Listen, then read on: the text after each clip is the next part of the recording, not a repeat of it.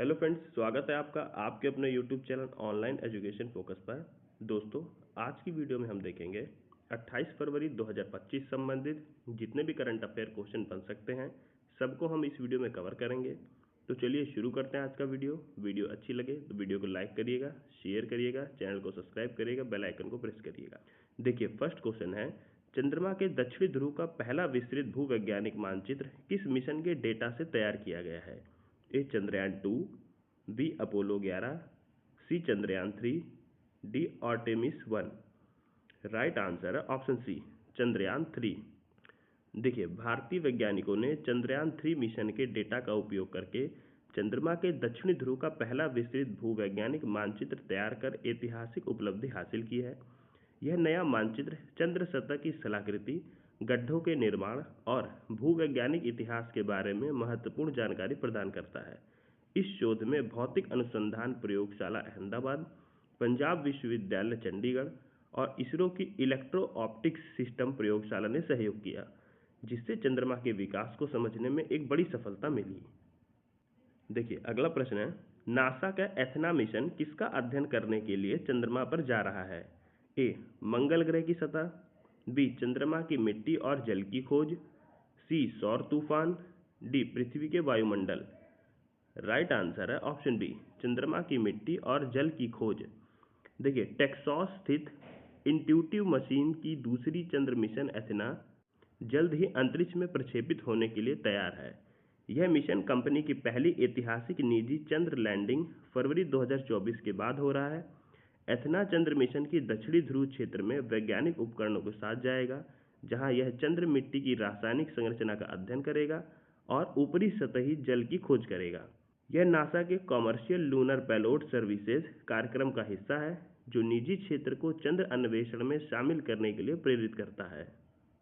देखिए, अगला प्रश्न है, प्रकृति 2025 सम्मेलन का मुख्य उद्देश्य क्या है? ए जलवायु परिवर्तन पर चर्चा, बी भारत में संचरित कार्बन बाजार विकसित करना, सी वन्यजीव संरक्षण बढ़ाना, डी अंतरिक्ष अनुसंधान को बढ़ावा देना। राइट आंसर है ऑप्शन बी, भारत में संचरित कार्बन बाजार विकसित करना।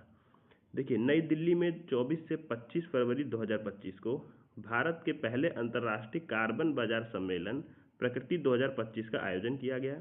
यह आयोजन ब्यूरो ऑफ एनर्जी एफिशिएंसी द्वारा विद्युत मंत्रालय के तहत किया गया, जिसमें 600 से अधिक प्रतिनिधियों ने भाग लिया। इस सम्मेलन का उद्देश्य भारत में संचरित कार्बन बाजार विकसित करना था, जिससे देश कम कार्बन अर्थव्यवस्था की ओर बढ़ सके। देखिए, अगला प्रश्न है, प्रधानमंत्री मोदी ने किस शहर में एडवांटेज असम 2.0 इन्वेस्टमेंट समिट का उद्घाटन किया? A New Delhi, B Guwahati, C Kolkata, D Bhopal. Right answer है ऑप्शन बी, गुवाहाटी। देखिए, प्रधानमंत्री नरेंद्र मोदी ने गुवाहाटी में advantage Assam 2.0 investment and infrastructure summit 2025 का उद्घाटन किया, जो असम के आर्थिक विकास में एक महत्वपूर्ण उपलब्धि है। इस आयोजन में प्रमुख औद्योगिक कंपनियों द्वारा बड़े निवेश समझौतों की घोषणा की गई और असम को एक शांतिपूर्ण और व्यापार अनुकूलन राज्य के रूप में प्रस्तुत किया गया। देखिए, अगला प्रश्न है, जर्मनी के नए चांसलर कौन बने हैं? A Olaf Scholz, B Angela Merkel, C Friedrich Merz, D Emmanuel Macron. Right answer है ऑप्शन सी, फ्रेडरिक मर्ज। देखिए, जर्मनी में एक महत्वपूर्ण राजनीतिक परिवर्तन के तहत क्रिश्चियन डेमोक्रेटिक यूनियन के नेता फ्रेडरिक मर्ज देश के अगले चांसलर बनने जा रहे हैं। उनकी पार्टी ने क्रिश्चियन सोशल यूनियन के साथ मिलकर 2025 के संघीय चुनावों में जीत हासिल की है, जिससे ओलाफ शोल्ज के कार्यकाल के बाद जर्मनी के नेतृत्व में बदलाव आया है। 69 वर्ष की आयु में मर्ज 1949 में कॉनराड एडेनॉयर के बाद इस पद को संभालने वाले सबसे उम्रदराज व्यक्ति होंगे। उनका सत्ता में आना रूढ़िवादी नेतृत्व की वापसी का संकेत देता है, जो जर्मनी की घरेलू शासन और वैश्विक मामलों में उनकी भूमिका को प्रभावित कर सकता है। देखिए, अगला प्रश्न है, भारत में 2025 की गिद्ध जनगणना के अनुसार सबसे अधिक गिद्ध किस राज्य में हैं? ए गुजरात, बी राजस्थान, सी Madhya Pradesh, D Assam. Right answer है ऑप्शन सी, मध्य प्रदेश। देखिए, मध्य प्रदेश वन्यजीव संरक्षण के क्षेत्र में बड़ी सफलता हासिल करते हुए भारत में गिद्धों की सबसे अधिक आबादी वाला राज्य बन गया। 2025 की पहली चरण की गिद्ध जनगणना के अनुसार राज्य में गिद्धों की कुल संख्या 12,981 पहुंच गई है, जो 2024 में 10,845 और 2019 में 8,397 थी। यह वृद्धि वर्षों से लागू की गई संरक्षण नीतियों की प्रभावशीलता को दर्शाती है। 2016 में शुरू की गई यह जनगणना गिद्धों की आबादी पर नजर रखने और उनके अस्तित्व को सुनिश्चित करने में महत्वपूर्ण भूमिका निभाती है। देखिए अगला प्रश्न है, किसान क्रेडिट कार्ड की कुल ऑपरेटिव ऋण राशि दिसंबर 2024 तक कितनी हो गई? ए 5 लाख करोड़ रुपए, बी 7.5 लाख करोड़ रुपए, सी 10.05 लाख करोड़ रुपए, डी 12 लाख करोड़ रुपए। राइट आंसर है ऑप्शन सी, 10.05 लाख करोड़ रुपए। देखिए भारत में किसानों को सुलभ और किफ़ायती ऋण उपलब्ध कराने के लिए किसान क्रेडिट कार्ड योजना ने महत्वपूर्ण भूमिका निभाई है। वर्षों में इस योजना में कई संशोधन किए गए हैं ताकि कृषि क्षेत्र में ऋण पहुंच को बढ़ाया जा सके। इस दिशा में एक महत्वपूर्ण उपलब्धि ऑपरेटिव केसीसी ऋण राशि में तेज वृद्धि है, जो मार्च 2014 में 4.26 लाख करोड़ रुपए से बढ़कर दिसंबर 2024 में 10.05 लाख करोड़ रुपए तक पहुंच गई है। यह वृद्धि संस्थागत कृषि ऋण की बढ़ती पहुंच को दर्शाती है और किसानों की गैर संस्थागत स्रोतों पर निर्भरता को कम करने में सहायक रही है। देखिए अगला प्रश्न है, पीएनबी ने किस सुरक्षा बल के साथ बैंकिंग लाभों के लिए समझौता किया है? A CRPF, B ITBP, C BSF, D CISF. Right answer है ऑप्शन बी, आईटीबीपी।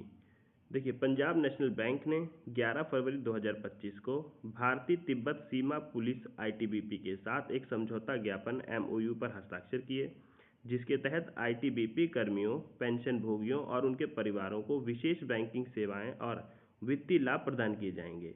यह समझौता आईटीबीपी के सदस्यों को वित्तीय सुरक्षा सुनिश्चित करने के उद्देश्य से किया गया है, जिसमें उच्च बीमा कवरेज और उन्नत बैंकिंग सेवाएं शामिल हैं। देखिए अगला प्रश्न है, 2025 और 2026 में भारत की अनुमानित आर्थिक वृद्धि दर कितनी रहने की संभावना है? ए 5.5%, बी 6.4%, सी 7.2%, डी 8%। राइट आंसर है ऑप्शन बी, 6.4%। देखिए भारत की आर्थिक वृद्धि वित्त वर्ष 2025 और वित्त वर्ष 2026 में 6.4% की दर से बढ़ने की संभावना है, जो S&P ग्लोबल मार्केट इंटेलिजेंस के नवीनतम पूर्वानुमान में सामने आया है।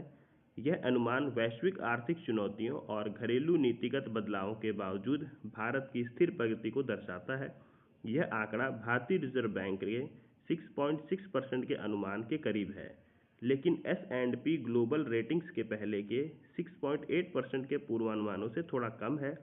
रिपोर्ट में कहा गया है कि मौद्रिक और राजकोषीय नीतियां मुद्रास्फीति की प्रवृत्ति और सरकारी खर्च की इस वृद्धि को प्रभावित करेंगे। देखिए अगला प्रश्न है, पंकज आडवाणी ने 2025 एशियाई स्नूकर चैंपियनशिप में किस खिलाड़ी को हराकर खिताब जीता? A Amir Sarkhosh, B Pierre Luca, C Neil Robertson, D Mark Selby. Right answer है ऑप्शन ए, आमिर सरकोश। देखिए भारत के दिग्गज क्यूइस्ट पंकज आडवाणी ने 2025 एशियाई स्नूकर चैंपियनशिप में पुरुषों का खिताब जीत लिया। फाइनल में ईरान के आमिर सरकोश को हराकर खिताब अपने नाम किया। यह उनकी स्नूकर और बिलियर्ड्स स्पर्धाओं में कुल 14वीं एशियाई खिताब जीत है। यह चैंपियनशिप 15 से 21 फरवरी 2025 के बीच कतर की राजधानी दोहा में आयोजित हुई, जिसे Asian confederation of billiards sports और कतर बिलियर्ड्स स्पोर्ट्स फेडरेशन ने होस्ट किया। तो फ्रेंड्स यहाँ पे हमने 28 फरवरी 2025 संबंधित जितने भी करंट अफेयर क्वेश्चन बन सकते थे सबको देख लिया। तो यहीं पे हम वीडियो का एंड करते हैं। वीडियो अच्छी लगे तो वीडियो को लाइक करिएगा, शेयर करिएगा, चैनल को सब्सक्राइब करिएगा, बेल आइकन को प्रेस करिएगा, जिससे मेरी आने वाली हर वीडियो का नोटिफिकेशन आपको मिलता रहे। मिलते फिर अगली वीडियो में, तब तक के लिए जय हिंद, जय भारत।